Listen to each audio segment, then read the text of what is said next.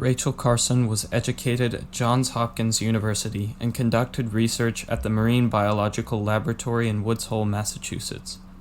She lived as a biologist for the U.S. Fish and Wildlife Service and served as chief editor of publications from 1947 to 1952.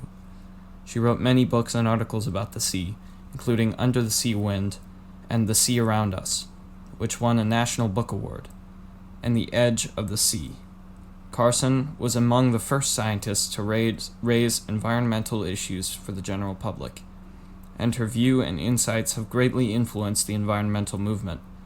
The readings that follow, A Fable for Tomorrow and The Obligation to Endure, are the first two chapters of Silent Spring, a book that changed the course of history, according to former Vice President Al Gore.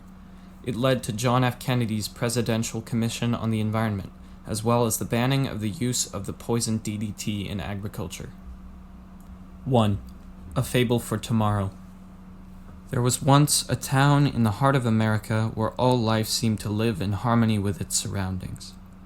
The town lay in the midst of a checkerboard of prosperous farms, with fields of grain and hillsides of orchards where, in spring, white clouds of bloom drifted above the green fields.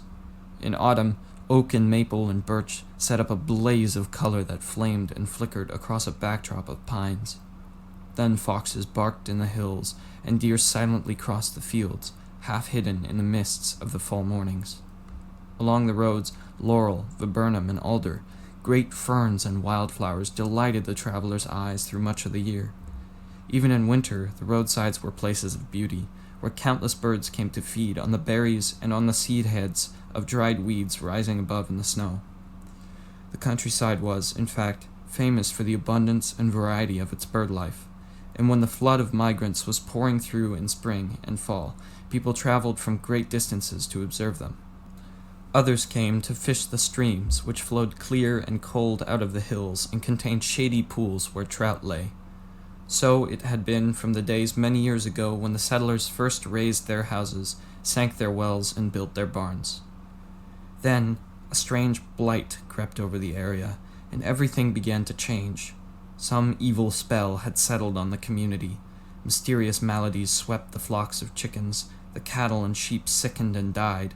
Everywhere was a shadow of death. The farmers spoke of much illness among their families. In the town, the doctors had become more and more puzzled by new kinds of sickness appearing among their patients. There had been several sudden and unexplained deaths, not only among adults, but even among children, who would be stricken suddenly while at play and die within a few hours. There was a strange stillness. The birds, for example, where had they gone? Many people spoke of them, puzzled and disturbed. The feeding stations in the backyards were deserted. The few birds seen anywhere were moribund. They trembled violently and could not fly. It was a spring without voices. On the mornings that had once throbbed with the dawn chorus of robins, catbirds, doves, jays, wrens, and scores of other bird voices, there was now no sound. Only silence lay over the fields and woods and marsh. On the farms, the hens brooded, but no chicks hatched. The farmers complained that they were unable to raise any pigs. The litters were small, and the young survived only a few days. The apple trees were coming into bloom, but no bees droned among the blossoms. There was no pollination, and there would be no fruit. The roadsides, once so attractive, were now lined with browned and withered vegetation, as though swept by a fire. These, too, were silent, deserted by all living things. Even the streams were now lifeless. Anglers no longer visited them, for all the fish had died. In the gutters under the eaves, and between the shingles of the roofs, white granular powder still showed a few patches, some weeks before it had fallen, like snow upon the roofs and the lawns, the fields and streams. No witchcraft, no enemy action had silenced the rebirth of new life in the stricken world. The people had done it themselves. This town does not actually exist, but it might easily have 1,000 counterparts in America or anywhere else in the world. I know of no community that has experienced all the misfortunes I describe. Yet, every one of these disasters has actually happened somewhere, and many real communities have already suffered a substantial number of them. And this imagined tragedy may easily become a stark reality we all shall know. What has already silenced the voices of spring in countless towns in America? This book is an attempt to explain. 2. The obligation to endure. The history of life on Earth has been a history of interaction between living things and their surroundings. To a large extent, the physical form and the habits of Earth's vegetation and its animal life have been molded by the environment. Considering the whole span of earthly time, the opposite effect, in which life actually modifies its surroundings, has been relatively slight. Only within the moment of time represented by the present century has one species, man, acquired significant power to alter the nature of his world. During the past quarter century, this power has not only increased to one of disturbing magnitude, but it has changed in character. The most alarming of all man's assaults upon the environment is the contamination of earth, air, rivers, and sea with dangerous and even lethal materials. This pollution is for the most part irrecoverable. The chain of evil it initiates not only in the world that must support life, but in living tissues is for the most part irreversible. In this now universal contamination of the environment, chemicals are the sinister and little recognized partners of radiation in changing the very nature of the world, the very nature of its life. Strontium-90, released through nuclear explosions into the air, comes to Earth in rain or drifts down as fallout, lodges in soil, and enters into the grass or corn or wheat grown there, and in time takes up its abode in the bones of a human being, there to remain until his death. Similarly, chemicals sprayed on croplands or forest or gardens lie long in soil, entering into the living organisms, passing from one to another in a chain of poisoning and death. Or they pass mysteriously by underground streams until they emerge and, through the alchemy of air and sunlight, combine into new forms that kill vegetation, sicken cattle, and work unknown harm on those who drink from once pure wells. As Albert Schweitzer has said, man can hardly even recognize the devils of his own creation. It took hundreds of millions of years to produce the life that now inhabits the earth, eons of time in which that developing and evolving and diversifying life reached a state of adjustment and balance with its surroundings. The environment, rigorously shaping and directing the life it supported, contained elements that were hostile as well as supporting. Certain rocks gave out dangerous radiation, even within the light of the sun, from which all life draws its energy. There were short-wave radiations with power to injure. Given time not in years, but in millennia, life adjusts, and a balance has been reached. For time is the essential ingredient, but in the modern world there is no time. The rapidity of change and the speed with which new situations are created follow the impetuous and heedless pace of man rather than the deliberate pace of nature. Radiation is no longer merely the background radiation of rocks, the bombardment of cosmic rays, the ultraviolet of the sun that have existed before there was any life on Earth. Radiation is now the unnatural creation of man's tampering with the atom. The chemicals to which life is asked to make its adjustment are no longer merely the calcium and silica and copper and all the rest of the minerals washed out of the rock and carried in rivers to the sea.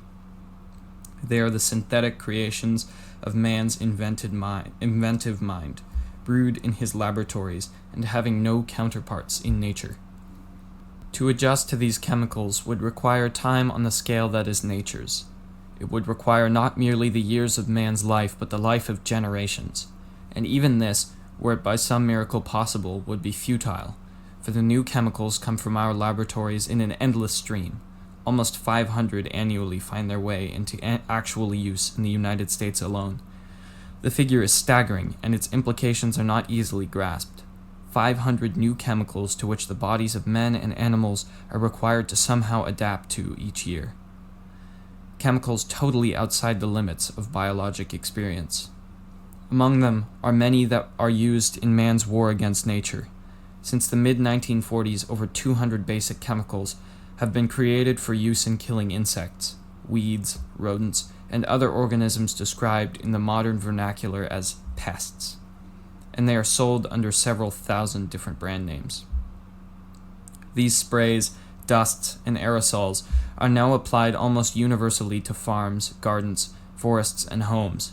Non-selective chemicals that have the power to kill every insect, the good and the bad, to still the song of birds and the leaping of fish in the streams, to coat the leaves with a deadly film, and to linger on in the soil. All this, though the intended target may only be a few weeds or insects. Can anyone believe that it is possible to lay down such a barrage of poisons on the surface of the earth without making it unfit for all life? They should not be called insecticides, but biocides. The whole process of spraying seems caught up in an endless spiral. Since DDT was released for civilian use, a process of escalation has been going on in which ever more toxic materials must be found. This has happened because insects, in triumphant vindication of Darwin's principle of the survival of the fittest, have evolved super races immune to the particular insecticide used.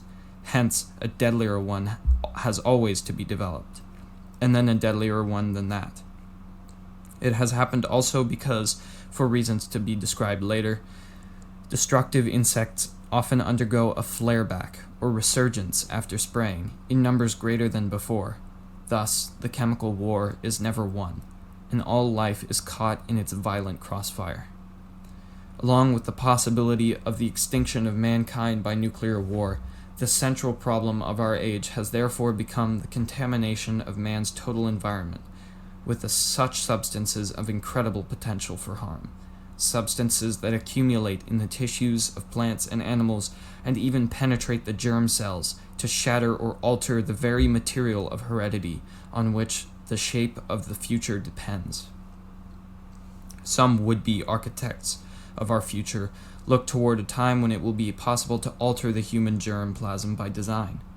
But we may easily be doing so now by inadvertence, for many chemicals, like radiation, bring about gene mutations. It is ironic to think that man might determine his own future by something so seemingly trivial as the choice of an insect spray. All this has been risked. For what? Future historians may well be amazed by our distorted sense of proportion. How could intelligent beings seek to control a few unwanted species by a method that contaminated the entire environment and brought the threat of disease and death even to their own kind? Yet this is precisely what we have done. We have done it, moreover, for reasons that collapse the very moment we examine them. We are told that the enormous and expanding use of pesticides is necessary to maintain farm production. Yet, is our real problem not one of overproduction?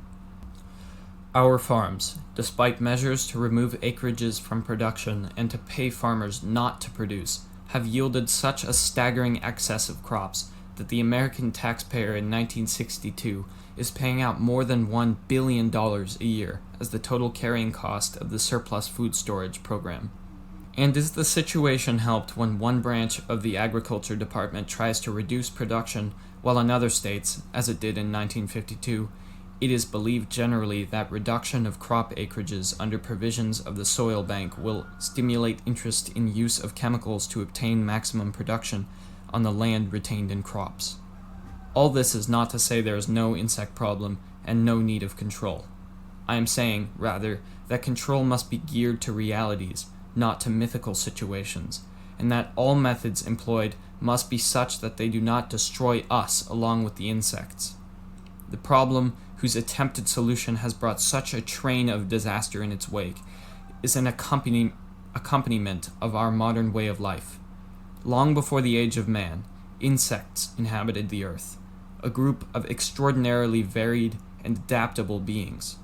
Over the course of time since man's advent, a small percentage of more than 500,000 species of insects have come into conflict with human welfare in two principal ways: as competitors for the food supply and as carriers of human disease. Disease-carrying insects become important where human beings are crowded together, especially under conditions where sanitation is poor, as in the time of natural disaster or war, or in situations of extreme poverty and deprivation. Then, control of some sort becomes necessary. It is a sobering fact, however, as we shall presently see, that the method of massive chemical control has has had only limited success, and also threatens to worsen the very conditions it is intended to curb. Under primitive agricultural conditions, the farmer had very few insect problems. These arose with the intensification of agriculture, the devotion of immense acreages to a single crop. Such a system set the stage for explosive increases in specific insect populations. Single crop farming does not take advantage of the principles by which nature works. It is agriculture as an engineer might conceive it to be. Nature has introduced great variety into the landscape, but man has displayed a passion for simplifying it. Thus, he undoes the built-in checks and balances by which nature holds the species within bounds. One important natural check is a limit on the amount of suitable habitat for each species. Obviously, then, an insect that lives on wheat can build up its population to much higher levels on a farm devoted to wheat than on one in which wheat is intermingled with other crops to which the insect is not adapted.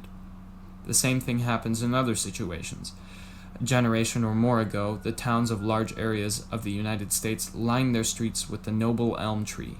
Now the beauty they hopefully created is threatened with complete destruction as disease wipes through the elms, carried by a beetle that would have only limited chance to build up large populations and to spread from tree to tree if the elms were only occasional trees in a richly diversified planting.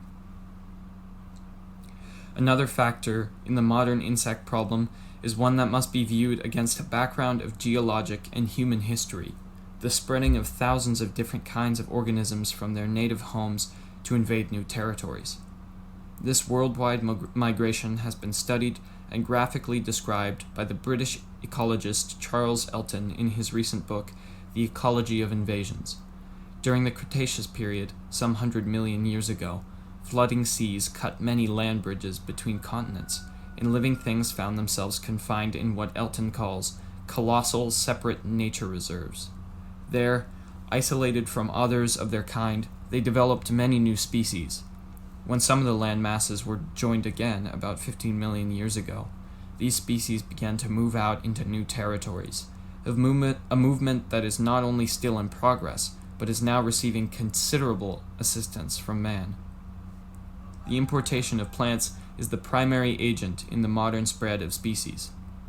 For animals that have almost invariably gone with the plants, quarantine being a comparatively recent and not completely effective innovation. The United States Office of Plant Introduction alone has introduced almost 200,000 species and varieties of plants all over the world. Nearly half of the 180 or so major insect enemies of the plants in the United States are accidental imports from abroad, and most of them have come as hitchhikers on plants. In new territory, out of reach of the restraining hand of the natural enemies that kept down its numbers in its native land, an invading plant or animal is able to become enormously abundant. Thus, it is no accident that our most troublesome insects are introduced species. These invasions, both the naturally occurring and those dependent on human assistance, are likely to continue indefinitely. Quarantine and massive chemical campaigns are only extremely expensive ways of buying time. We are faced, according to Dr. Elton, with a life and death need, not just to find new technological means of suppressing this plant or that animal. Instead, we need the basic knowledge of animal populations and their relations to their surroundings that will promote an even balance and damp down the explosive power of outbreaks and new invasions. Much of the necessary knowledge is now available, but we do not use it. We train ecologists in our universities and even employ them in our governmental agencies, but we seldom take their advice.